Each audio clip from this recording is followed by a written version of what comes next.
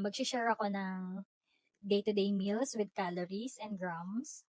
Hi, I'm Isay, and I started my calorie deficit plus home workout 69 days ago. So, April 30 yung first day ko. At first, wala naman talaga akong balak na i-post or going public tong journey ko kasi nahihiya ako. Kasi hindi talaga ako ma-post na tao. Pero today, I'm deciding to share it with you guys.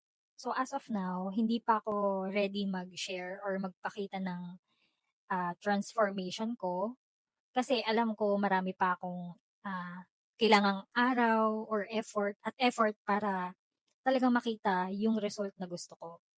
Pero so far, I've been consistent since day one.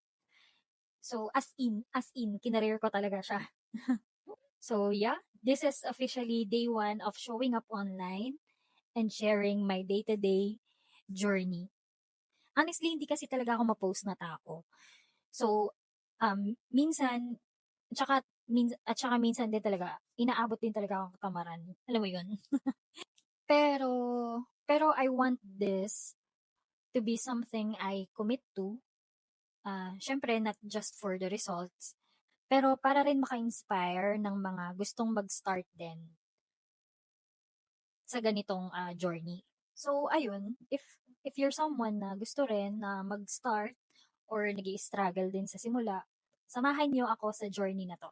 And of course, follow niyo na rin ako. Mag-share ako ng day-to-day meals with calories and grams, budget-friendly food ideas, mag-share din ako ng mindset tips kapag tinatamad ka, workout na pwede kahit na nasa bahay ka lang. And yun, let's see what happens and let's see kung saan tayo makakarating. So ito na ang day 1 ng #MoveWithAsay.